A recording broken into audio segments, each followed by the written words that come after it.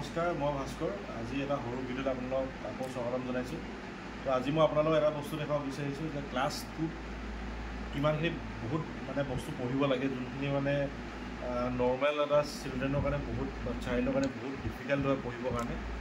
এইবিলাক বস্তু আমি পোৱাই নাছিলোঁ ক্লাছটোত। এতিয়া ক্লাছ 2ত আপোনালোকে দেখিছে কি কি পঢ়িব লগা আছে।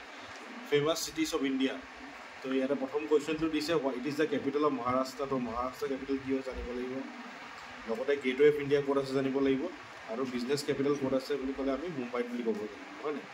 তো এইখিনি যেনেকৈ নেশ্যনেল কেপিটেল কি হয়, ইণ্ডিয়া গেট ক'ত আছে, ঠিক আছে, ভিক্টৰিয়া মেমৰিয়েল ক'ত আছে। তো এইবিলাক সাধাৰণতে ADRE টাইপ কুৱেশ্যন হয়। ADREত এনেকুৱা ধৰণৰ কুৱেশ্যনবিলাকে আহে ষ্টেটিক জিকে।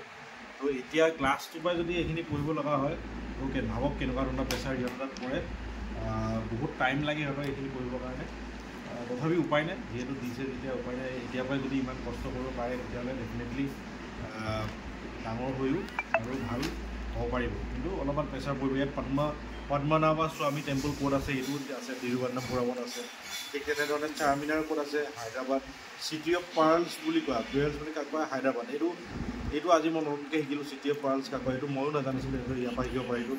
ঠিক তেনেধৰণে এইটো স্বামীনাৰায়ণ অক্ষৰধাম টেম্পল ক'ত আছে, গান্ধীনগৰত আছে, সেইটো জানিলোঁ। ঠিক আছে। ঠিক তেনেধৰণে ইয়াত আকৌ অট'মোবাইল কেপিটেল বুলি কাক কোৱা হয়, চেন্নাইক কোৱা হয়। তো এনেকুৱা ধৰণৰ এখন জিকে পঢ়িলে সৰুৱা এক্সাম ইয়াৰ পৰাই পঢ়িব পাৰি। ঠিক আছে। তাৰপিছত এইখিনি এখন ডাইৰেক্ট গ্ৰামাৰ পঢ়ি আছে। তো দেখিলে কেনেকৈ ক্লাছ 2 ল'ৰা ছোৱালী এতিয়াৰ পৰা ইমানখিনি এডভান্স। ধন্যবাদ।